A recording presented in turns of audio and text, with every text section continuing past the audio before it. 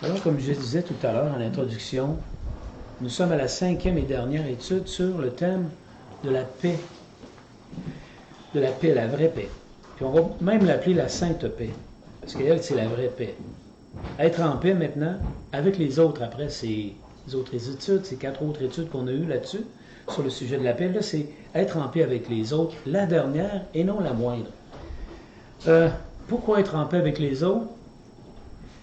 Pourquoi même la rechercher quand elle n'est pas?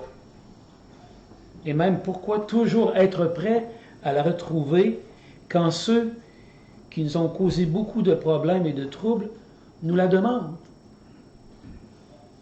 Hein? Mais parce que c'est beau, c'est bien, c'est bon et c'est juste. C'est la volonté de Dieu. Heureux ceux qui procurent la paix, car ils seront appelés fils de Dieu. Nous sommes devenus des chrétiens, hein? Puis les chrétiens, c'est les fils de Dieu. Dieu nous a adoptés. Il veut aussi qu'on lui ressemble.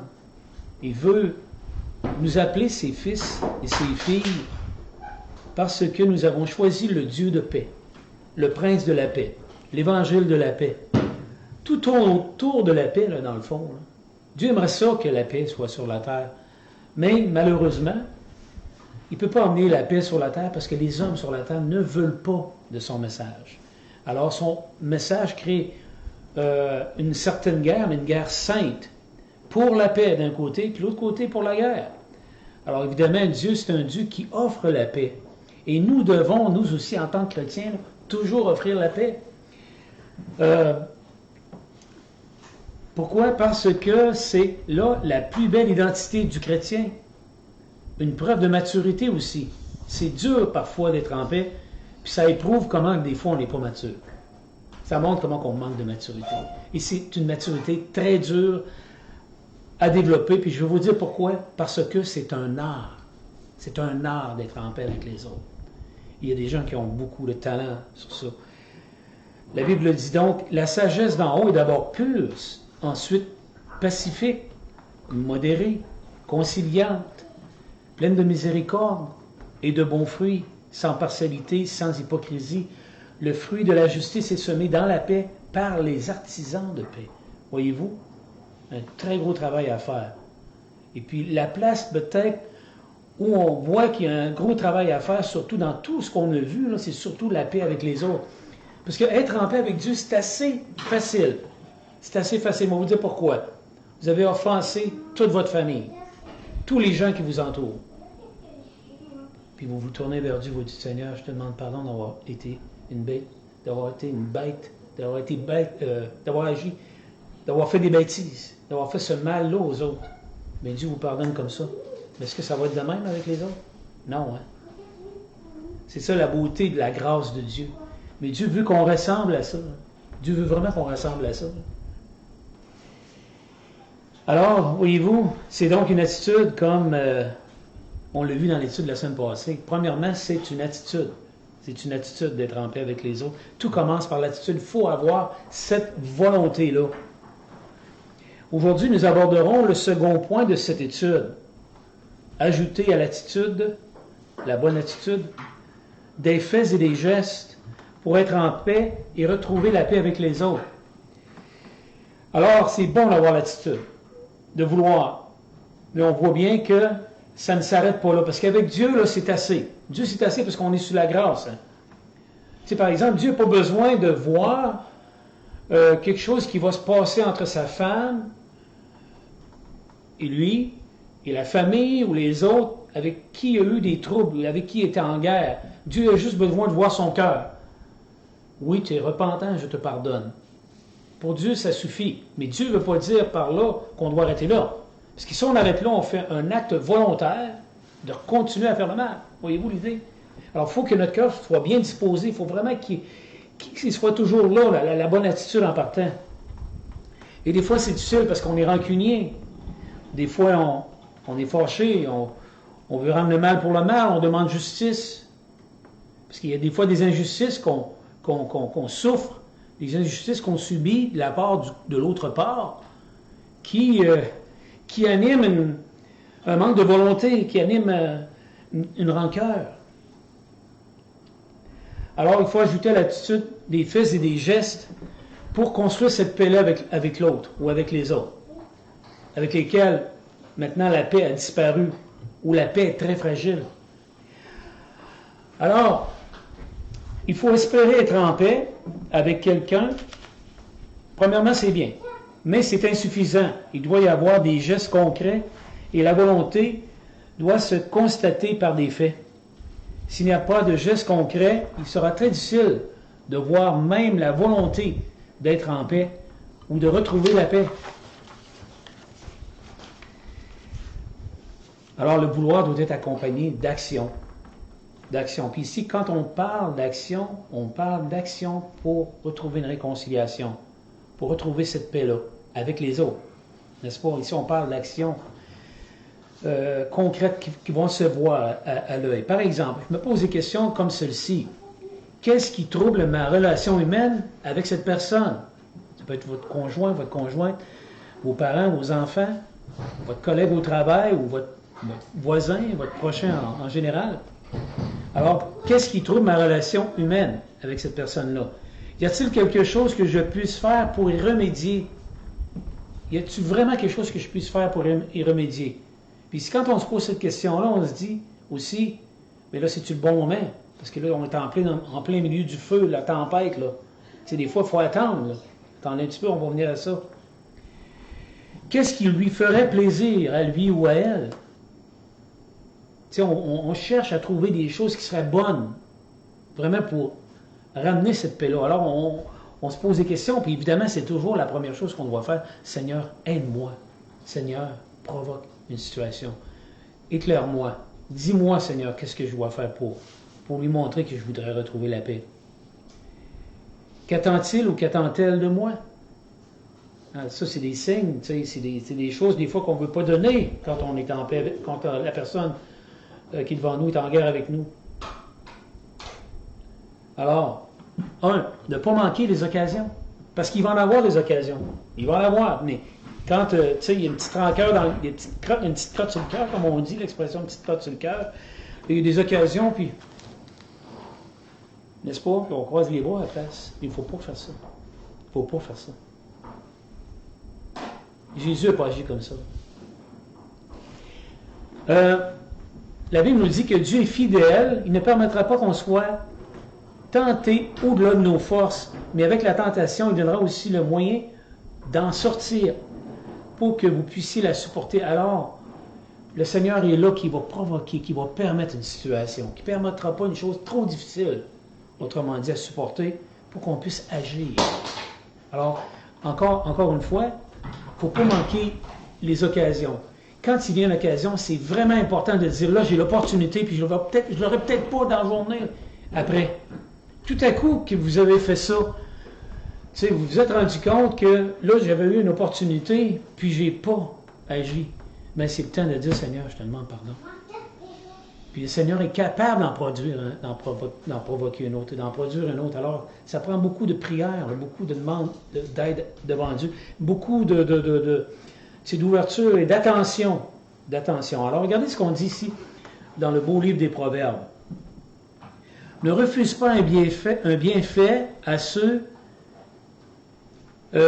qui ont droit, quand tu as le pouvoir de l'accorder. Ne dis pas à ton prochain, va et reviens. Demain, je donnerai. Quand tu as de quoi donner. Alors, voyez-vous, ici, il faut vraiment bien saisir l'opportunité qui se présente. Elle va se présenter tout le temps. Alors, il faut travailler fort quand même. Ça fait penser un peu à Abraham Lincoln qui disait, la meilleure manière de se débarrasser d'un ennemi, c'est d'en faire un ami. Comment que les États-Unis se sont débarrassés de la Russie? En devenant un ami.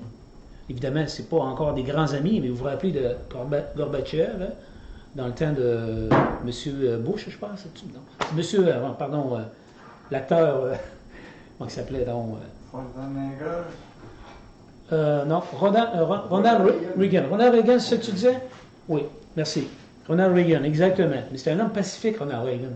Voyez-vous, puis il a trouvé un moyen de se rapprocher de la Russie, puis la guerre froide a tombé. C'est quand même extraordinaire. Mais comment a-t-il fait ça? En saisissant des opportunités. Parce que les pays savent bien quand on se fait manipuler d'une manière ou d'une autre, mais je vais vous dire vraiment, c'était d'une manière très ferme que Gorbatchev a emmené vraiment la fin de cette guerre-là. Parce qu'il a vu vraiment un homme pacifique devant lui, là. N'est-ce pas? Abraham Lincoln, il pensait comme ça aussi. Alors voyez-vous, faut vraiment saisir ces occasions-là. Aussi saisir les ouvertures de cœur. Ne médite pas le malheur contre ton prochain lorsqu'il demeure tranquillement près de toi. Ne conteste pas sans motif avec un homme lorsqu'il t'a causé aucun malheur.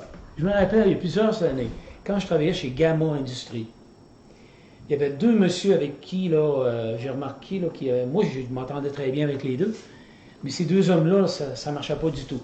Mais il y en a un qui avait plein de bonne volonté pour être en paix avec l'autre. Mais l'autre ne voulait rien, il voulait rien savoir. Moi, j'ai travaillé là pendant 4 ans, puis j'ai jamais rien vu de mal que ce monsieur-là avait fait contre lui pendant ces 4 années-là. Mais à chaque fois qu'il s'approchait de lui pour lui demander de quoi, « Moi, viens pas voir ça! » Puis des gros conflits, là, puis ça n'avait pas de bon sens. L'autre était là, puis il essayait, puis il essayait d'être en paix, il en faisait petit. C'était un immigré, un monsieur de la Bulgarie. Alors, tu sais, c'était un homme qui est parti de loin, qui s'est emmené avec ses habitudes, puis ses gestes, qui, des fois, pouvaient offenser des gens. Mais moi, je vais vous dire franchement, j'ai vraiment trouvé vraiment plaisant ce monsieur-là, là. Les deux étaient plaisants pour moi, mais voyez-vous, malheureusement, même quand l'autre essayait d'être bon avec lui, puis il faisait des efforts, il demandait même pardon, il n'y avait rien à faire. Il faut vraiment saisir les ouvertures de cœur. À un moment donné, la joie revient, puis quand la joie revient, bien là, c'est le temps de faire de quoi, là? Faire de quoi? De quelque chose de concret, d'encourageant, d'édifiant, qui va remonter l'autre personne, puis qui va vraiment bien accueillir quand la personne va faire ces gestes-là. Aussi se souvenir que Dieu est avec les hommes de paix. Dieu est avec les hommes de paix, là. Ne sois pas jaloux de l'homme violent et ne choisis aucune de ses voies. J'ai vu ça même parfois chez les chrétiens. Des gens qui cherchaient le trouble et puis qui nourrissaient le trouble. Dieu n'est pas en faveur de ça du tout, là. C'est de la violence, ça, là. Il dit, n'envie pas ces gens-là, puis il ne fait pas comme eux. Il ne choisit aucune de ses voies, car l'Éternel en horreur les hommes pervers, mais son intimité est pour les hommes droits. Si vraiment, là, on croit que être en conflit avec nos frères, avec nos soeurs, avec nos amis, avec nos voisins, avec nos conjoints, nos conjointes, peu importe qui, là, si on pense qu'on va trouver la faveur de Dieu, là, non. Là, vraiment, on s'avance là, dans un chemin où le malheur va nous tomber dessus. Parce que Dieu en a horreur ce genre de langage très pervers. Très pervers. Pervers pourquoi? Bien parce que ça annonce un message que Dieu n'annonce pas du tout. C'est pas le message du Seigneur, ça là. Craindre la malédiction de Dieu qu'il réserve aux orgueilleux. On a parlé la semaine passée de l'orgueil beaucoup. Hein? C'est l'orgueil qui nous fait agir comme ça. La malédiction de l'Éternel est dans la maison du méchant, mais il bénit le séjour des justes. Quant aux moqueurs, il s'en moque, mais il fait grâce aux humbles. Les sages hériteront de la gloire, mais les insensés du plus grand des mépris. C'est de la sagesse, c'est de l'intelligence. C'est bien, c'est juste d'agir comme ça envers les autres. Et puis vous voyez bien ici, hein, le texte. À quel texte ça vous fait penser? Ça vous fait penser à Jacques, hein? Jacques 4, 1 à 10 qu'on a vu la semaine passée. Hein? Vous vous rappelez le beau texte de Jacques, là, où il dit d'où viennent les guerres et les luttes. Il dit, n'est-ce pas de vos passions, n'est-ce pas de votre orgueil? Dieu résiste aux orgueilleux, il donne sa grâce aux humbles. Humiliez-vous devant Dieu et il vous élèvera. C'est important d'être triste, d'être attristé, de s'humilier devant Dieu quand on agit comme ça. Alors pourquoi? Parce qu'on a de la crainte de Dieu, là. Les bandits, les criminels, là, les gens méchants dans ce monde, là, qui ne cherchent que le trouble, ne craignent pas Dieu, là. Ils ne craignent pas Dieu. Regardez ce que Pierre ajoute à cette pensée, justement. Regardez ce que Pierre ajoute à cette pensée. Enfin, ayez tous la même pensée, les mêmes sentiments. Soyez remplis d'amour fraternel, de compassion. Ne rendez pas mal pour le mal, ni insulte pour insulte. Au contraire, bénissez, car c'est à cela que vous avez été appelés, afin d'hériter la bénédiction. Afin d'hériter la bénédiction. Regardez ce qu'il dit maintenant ici. Si en effet quelqu'un veut aimer la vie et voir des jours heureux, qu'il préserve sa langue du mal et ses lèvres des paroles trompeuses, qu'il s'éloigne du mal et fasse le bien, qu'il recherche la paix. Je répète, qu'il recherche la paix et la poursuive. Qu'il recherche la paix et la poursuive. Car le Seigneur a les yeux sur les justes et les oreilles ouvertes à leurs prières. Mais la face du Seigneur se tourne contre ceux qui font le mal. Voyez-vous, Pierre, il dit ça à des frères, à des chrétiens, là. Il dit ça à des chrétiens, là, qui avaient bifurqué vers dans de mauvaises voies. Puis il essaie de les ramener, là. Parce qu'il dit, si vous revenez pas au Seigneur, c'est bien de valeur, c'est la colère qui vous attend. Là. Le Seigneur se tourne contre vous. Il est patient. Il n'est pas bonasse, le Seigneur. C'est important de comprendre ça ici. Tu sais, quand on cherche la paix avec quelqu'un, ne croyez pas que vous êtes une personne bonasse. Vous n'êtes pas une personne bonasse. Dieu aussi n'est pas bonasse. Pourquoi? Bien, parce que simplement, il y a l'injustice, puis toute injustice va être mise en jugement à un moment donné. Là. C'est une question de temps. On le voit tout à l'heure. Mais ici, le point, c'est que, voyez-vous, si vraiment il y a des faits, puis il y a des gestes qui continuent à grandir avec les signes du ciel, avec l'aide du ciel, en provoquant des choses, en faisant des choses concrètes, bien écoutez, on fait tout là, pour être en paix avec la personne.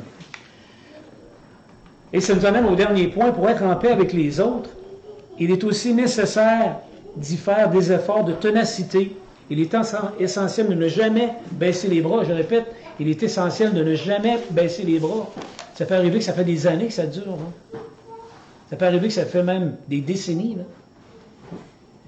Peut-être même depuis que vous êtes un petit garçon, qu'il y a un conflit et de quoi qu'il y a là, puis là, vous avez dit, là, je suis étonné, moi, j'ai baissé les bras, puis quand je le vois, je ne le regarde pas. Et puis, quand je le vois même qu'il s'en vient sur mon chemin, mais je prends un autre chemin. Tu sais, toutes sortes de situations, là, j'ai trop essayé, j'ai tout essayé, puis ça ne marche pas. Il est vrai que certaines personnes ne répondront jamais favorablement à vos efforts d'être en paix avec eux. Ne croyez pas toutefois que vos efforts seront donc inutiles. Car le jugement de Dieu va régler les comptes, mais pas nous ici-bas. Alors continuez à ne pas rendre le mal pour le mal. Ici, ça ne veut pas dire qu'il n'y aura pas de chute. Ici, ça ne veut pas dire qu'il n'y aura pas d'erreur, qu'il n'y aura pas de bêtises. Mais il y a la volonté de toujours continuer. On fait des efforts pour que ça continue. N'est-ce pas? Alors, il dit, ne rendez à personne le mal pour le mal. Recherchez ce qui est bien devant tous les hommes, s'il est possible, autant que cela dépend de vous.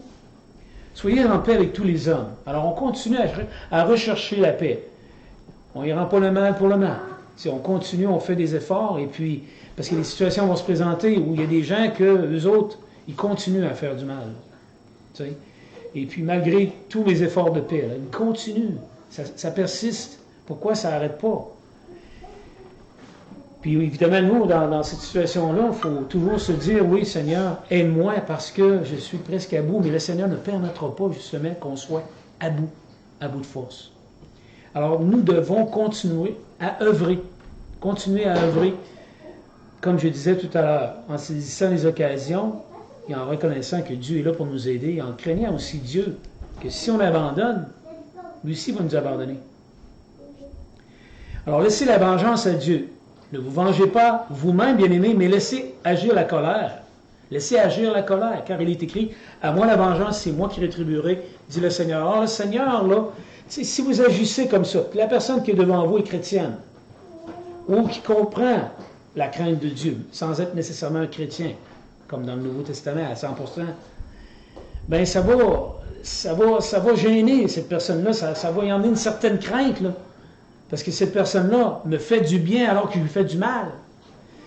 Et cette personne-là persiste, puis je sais qu'il me supporte, puis je sais que je donne encore de la misère. Que je n'ai pas assez de volonté, je n'ai pas assez de gestes devant lui pour lui montrer que je dois avoir la paix avec lui. Alors il dit, fais grâce et laisse la grâce qui va faire son travail. Fais grâce et laisse la grâce qui va faire son travail. Malgré les chutes, malgré les faiblesses, malgré les maladresses. Il dit, mais si ton ennemi a faim, donne-lui à manger.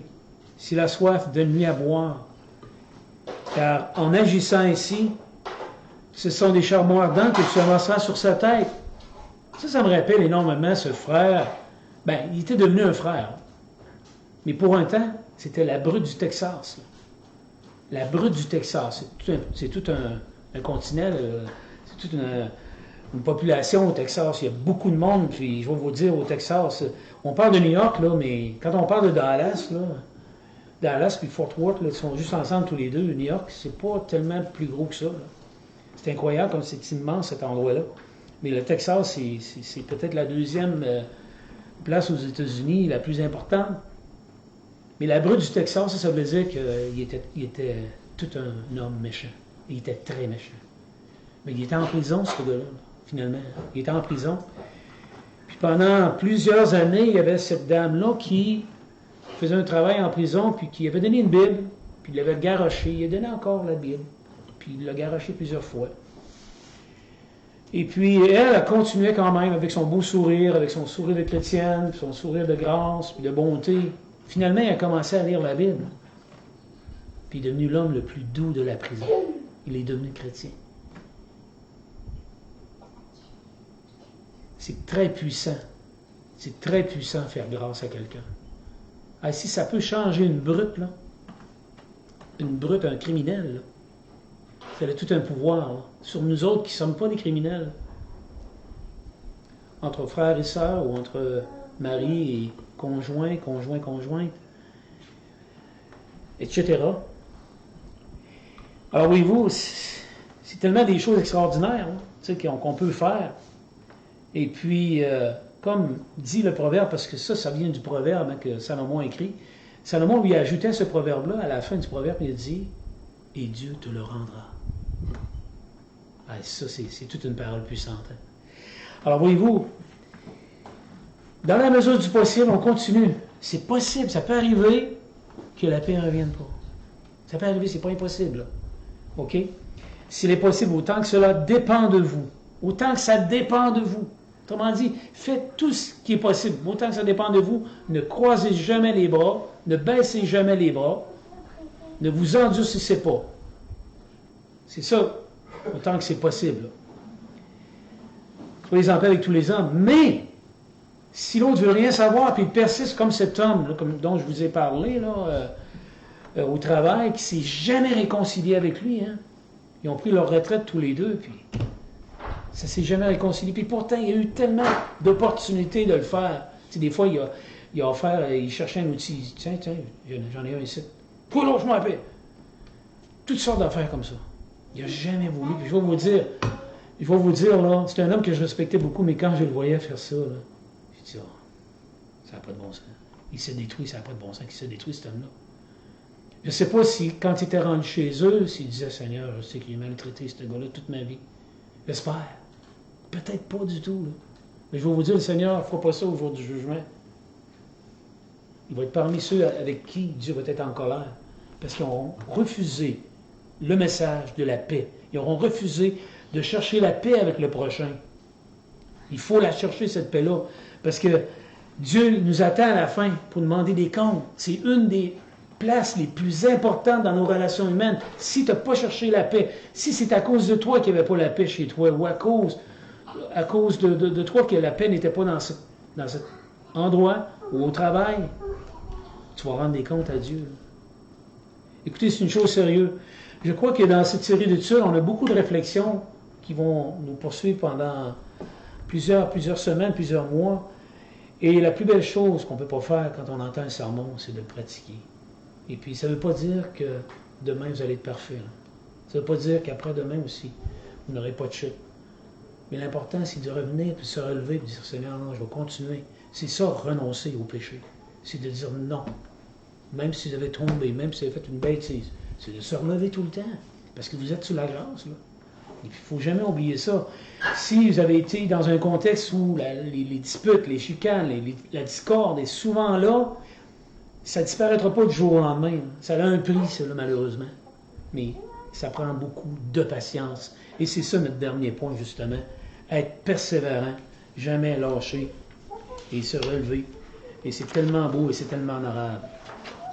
On va faire une prière de clôture et puis on est un peu plus en avance ce matin. Et puis on va prendre notre break quand même de 5 minutes après. Et puis on va revenir avec la classe.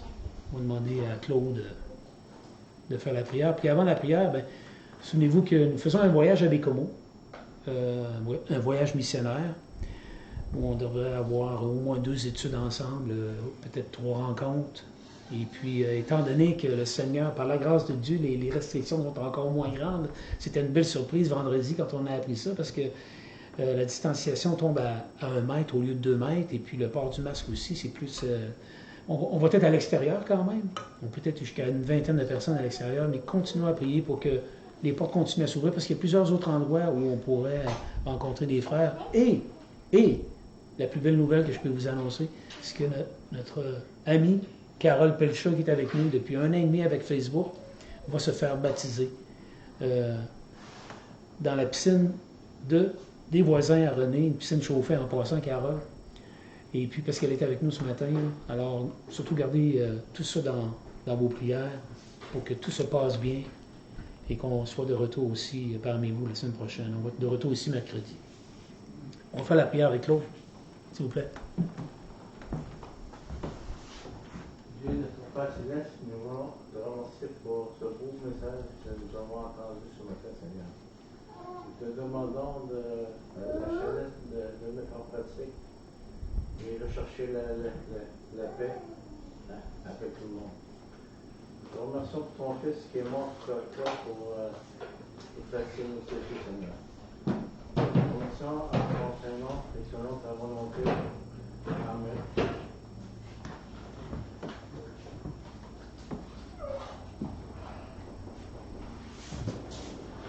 Finalement, on est venu ça l'heure parce que d'habitude, on doit finir à moins 5 puis commencer à 11h. Oui, c'est ça. Je termine toujours à 11h.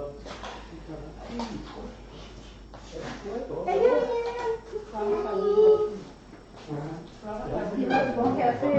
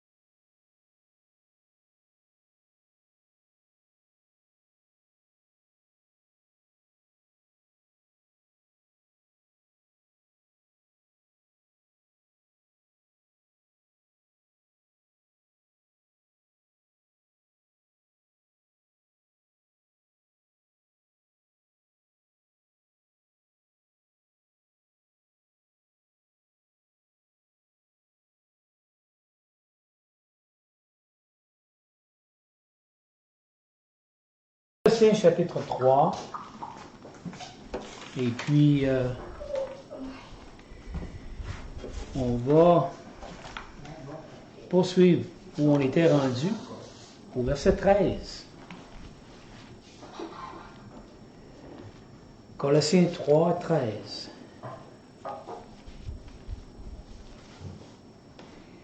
Avant, je vais faire la prière.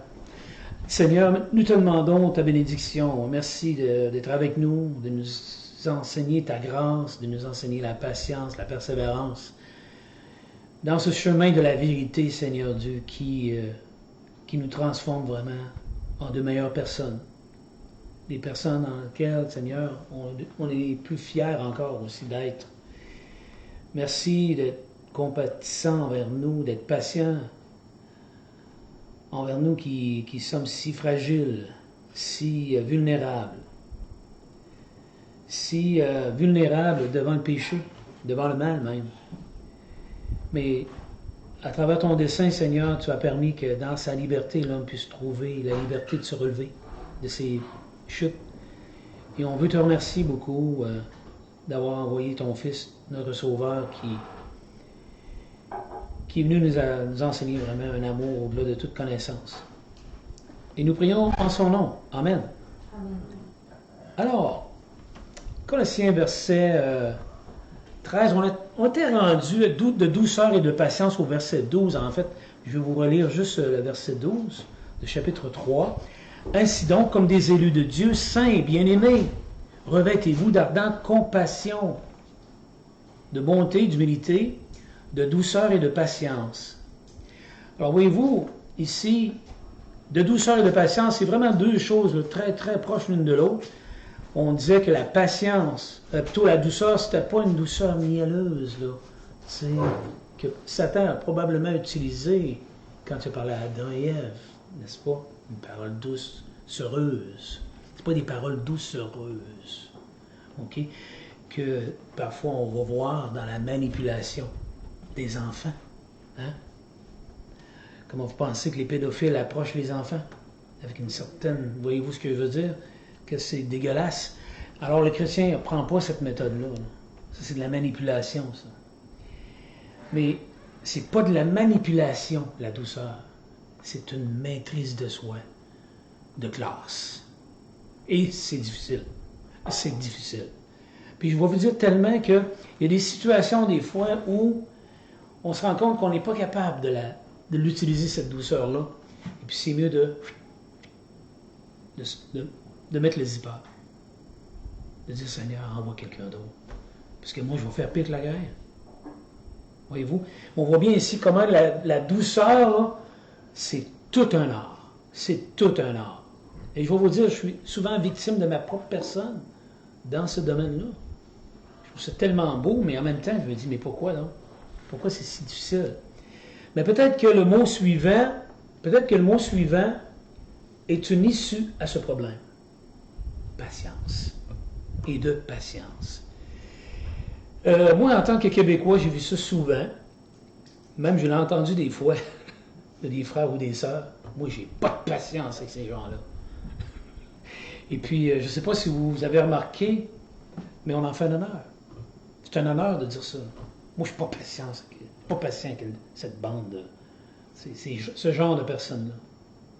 Mais c'est loin d'être un honneur. On ne devrait pas se vanter de ça. Parce que Jésus, il a été capable d'être patient. Puis il veut qu'on soit semblable à lui là-dessus. Alors la patience est vraiment un domaine qui va nous aider à ramener toutes les bonnes choses là, qu'on a comme abandonnées par impatience. Là. Voyez-vous ce que je veux dire? Alors la patience, on parle ici vraiment d'une persévérante patience. Puis vous savez, la beauté du mot patient, peut-être qu'on oublie. Qu'est-ce que veut dire vraiment le mot patience? Est-ce qu'il y a quelqu'un ici qui pourrait peut-être donner une définition? Ça veut dire quoi être patient? Ça veut dire quoi? Ça veut dire au moins deux choses. Oui, M. Enrico. Ça veut dire patience, tu peux attendre comme ça prend, ça va arriver. Bon point. Alors, la patience, c'est attendre avec espérance. Espérance. N'est-ce pas? Alors, la patience, c'est attendre avec espérance. Autrement dit, être patient.